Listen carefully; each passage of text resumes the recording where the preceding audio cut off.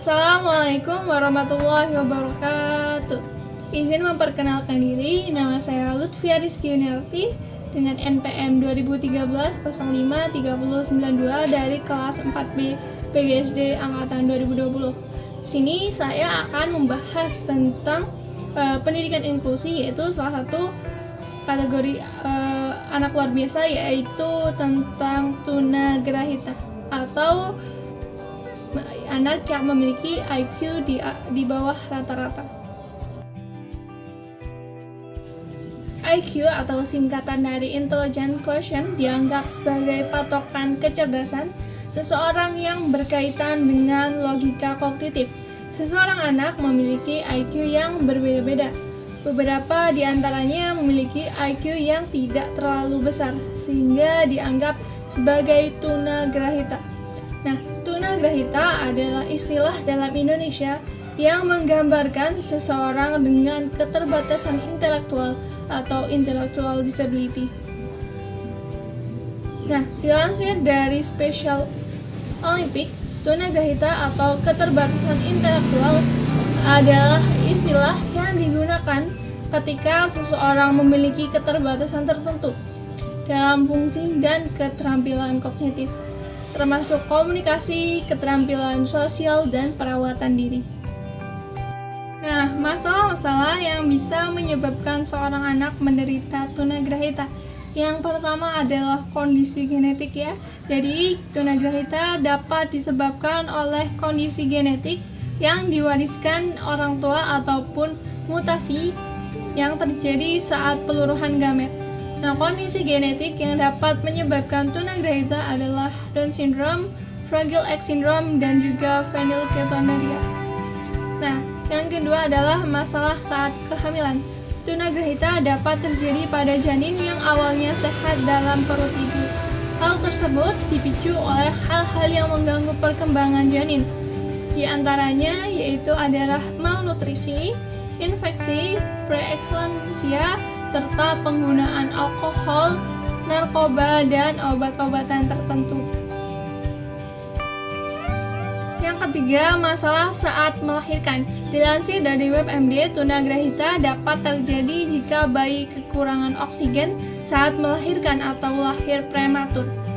Yang keempat, penyakit. Beberapa penyakit juga dapat menyebabkan seseorang menjadi tunagrahita, misalnya campak, batuk, rajan, meningitis, keracunan merkuri, keracunan timbal, hingga kekurangan gizi ekstrim seperti busung lapar. Yang kelima adalah cedera. Cedera berat pada kepala akibat kecelakaan, benturan, maupun operasi otak yang fatal dapat menyebabkan seseorang menjadi tunagrahita. Meskipun beberapa hal di atas yang tadi saya sebutkan merupakan penyebab utama seseorang menjadi tunagrahita, ada beberapa kasus yang tidak bisa ditemui penyebabnya. Selanjutnya kita akan melihat tayangan yang diambil dari tayangan hitam putih di Trans 7 ya. Seorang anak bernama Wahyu Setiawan yang mengidap tunagrahita. Mari kita saksikan videonya.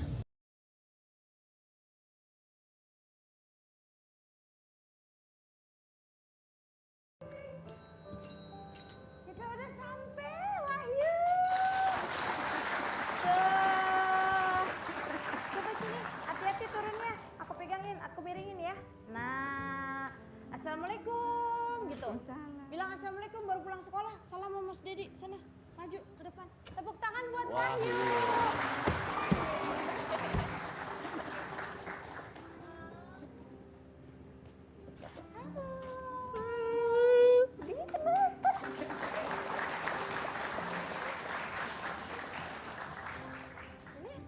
Bapak sama Ibu, mau duduk di mana? Wahyu? Di sini aja. Di sini mau? Oke. Iya. Oh, Wahyu ini bawa apa? Oh, di sini maunya? Boleh. Ini bawa apa sih? Coba. Oh, di sini duduknya. Ini kita tanya dulu ya. Wahyu, dari Jogja naik apa? Pesawat ya? Seneng? Pak Win, oh panggil Bude itu ya, Bude ya. Naik pesawat takut nggak? Enggak. Seneng naik pesawat. Aku mau tanya, cita-citanya Wahyu mau jadi apa? Pilot. Pilot.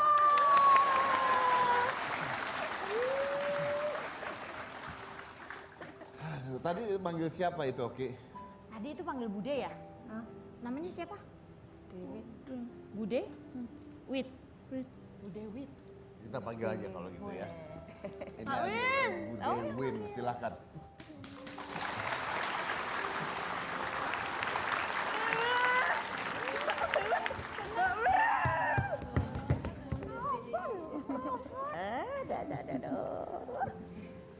Oke, mungkin ke Mbak Win dulu. Mbak Win ini siapa sebenarnya? Saya budenya Wahyu. Budenya Wahyu. Iya. Oh, oke. Tapi kelihatan Wahyunya deket banget sama budenya. Iya, alhamdulillah deket dari dulu. Saya dengar katanya udah dianggap anaknya sendiri katanya. Iya, iya. Nggak dianggap biar jadi anak saya. Nggak cuma dianggap. Nggak cuma dianggap. Iya. Iya. Jadi memang ditemenin dari dulu ya berarti Iya. ya. Iya. Kenapa sih kok bisa sayang banget sama Wahyu? Apa yang membuat Mbak Win ini sayang banget sama Wahyu? Karena Wahyu terlahir sebagai anak yang istimewa. Ya. Dan kita wajib lah untuk menyayangi anak seperti Wahyu ini. Kita semua. Iya, kita semua wajib. Tapi sempat capek nggak? Enggak. Wahyu nurut kalau sama saya. Oh ya? Oh, kalau sama ibunya malah suka ngambek, suka ini. Tapi kalau sama Bude, Wahyu nurut ya sama Bude, iya saya nurut sama Bude. Gitu. Oh, bisa gitu ya? Iya. Wahyu, sayang sama Bude? Coba peluk Bude, sayangnya gimana kalau peluk Bude?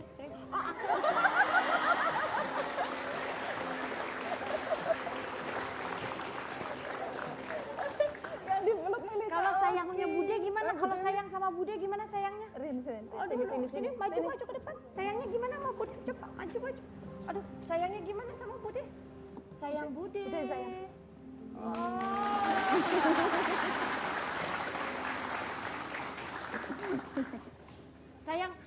Sayang ibu gimana sayang sama ibu? Sayang bapak. Mau. Oh mau di sini lagi. Ya udah. Ada. Oh, katanya Wahyu ini juga punya rasa empati yang besar gitu terhadap orang lain, keluarga yang lain gitu. Bener ya? Iya, benar. Dia itu kalau dibandingkan dengan anak biasa justru dari pengamatan saya ya, malah Wahyu empatinya lebih tinggi dari anak biasa. Contohnya? Iya, dia itu kan contohnya kan ada saudara kita yang meninggal itu kakek-kakek, tapi dia akrab, sering main ke sana gitu. Terus meninggal itu sampai dia kan barusan jatuh di sekolah, kakinya bengkak, itu besar sekali. Mama digendong sama ibunya. Dia sampai nanya, "Mak, Mbah Pun gimana, Mak?" katanya. Nggak enak, dia nggak bisa tidur semalaman. Nanya terus, "Mak, Mbah Pun mati, Mak, gimana, Mak?" gitu. Jadi gimana ya, dia pengennya ke sana, sering dia datang ke makam sendirian gitu, ke makamnya itu yang kakek yang meninggal itu. Nggak takut dia. Artinya komunikasi Anda dengan Wahyu Lancar, lancar? alhamdulillah ya. Bisa dicontohkan nggak? Misalnya ngobrol sama Wahyu. Jajar Bude. Jajar. Nggak apa-apa. Milih Kak Oki apa milih Bu Dewi? Iki.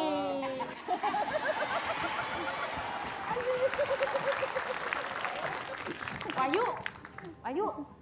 Bude tanyain, kalau naik sepeda bareng bapak capek nggak gitu?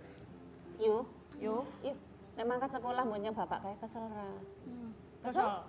Mau naik sepeda sendiri nggak? Nek ngepi dhewe wani ra? Nabrak ra? Tenang. Tenang? Ya, sip. Kalau naik sepeda sendiri berani nggak? Berani. Berani. Bener. Coba kita ke bapak ya. Oh iya, Bapak nggak pernah capek nganterin? Nggak. Coba tanyain. Kowe sok kroso kesel ora ngeterke Wahyu. Ora kesel. Mbak Win boleh ditanyain nggak apa sih tujuannya menyekolahkan Wahyu gitu? Apa tujuanmu nyekolahke Wahyu? Bisa mandiri, Biar bisa mandiri. bisa pakai sepatu sendiri, bisa pakai celana sendiri, baju sendiri, Wahyu udah pinter Bisa. ngapa-ngapain sendiri apa ya. aja. Sepeda yang bagus katanya, yang Sepeda kuat. yang bagus. Oh, yang kuat buat boncengan bertiga. Wahyu sendiri juga bisa naik sepeda? Oh, pinter dia naik Bisa naik sepeda? Oke, kalau gitu kita kasih sepeda baru. Kita kasih sepeda.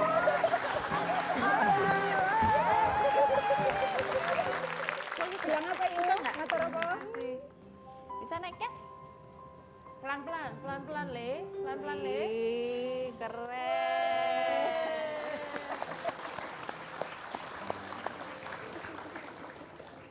Seneng Ra? Seneng? Mantap ya Yu. Terima Makasih.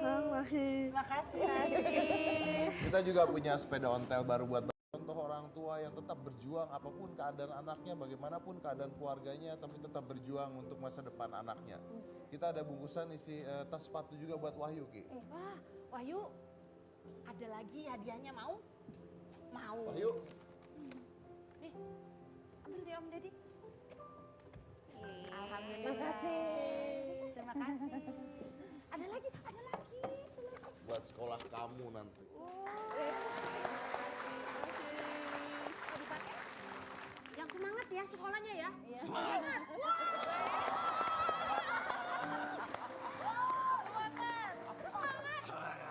Dan ini Wahyu nih, masih ada lagi. Mau dibuka ini? Mau dibuka lagi? Waduh.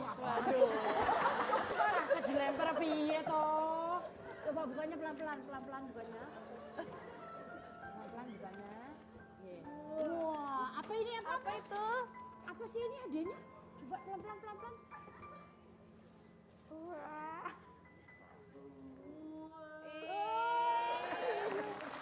Coba bilang terima kasih Om Deddy. Om Deddy terima kasih. Dipeluk lagi Om Dedinya, terima kasihnya dipeluk lagi.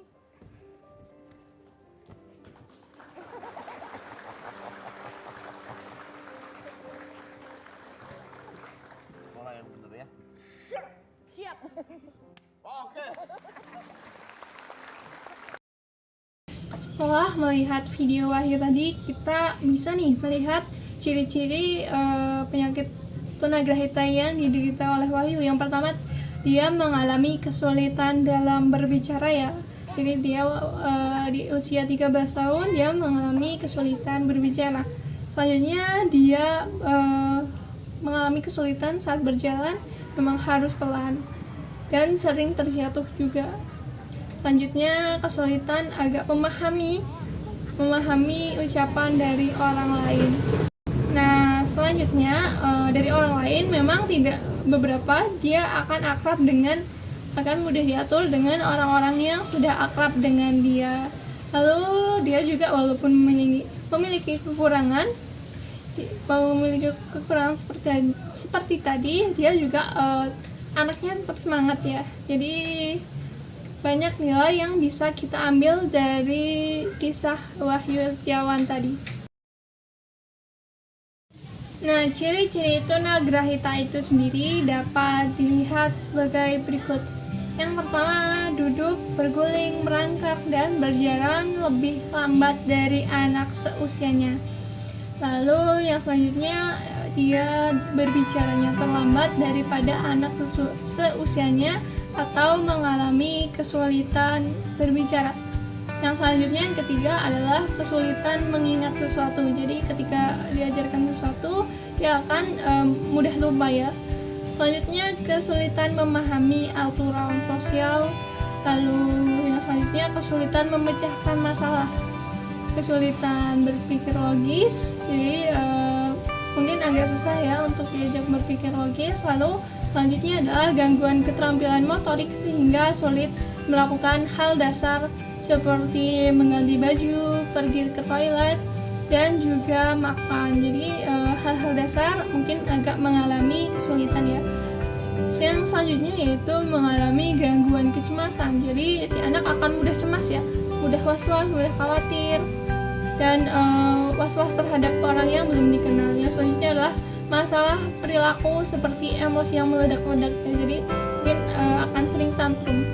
Yang selanjutnya kesulitan menghubungkan tindakan dengan konsekuensinya.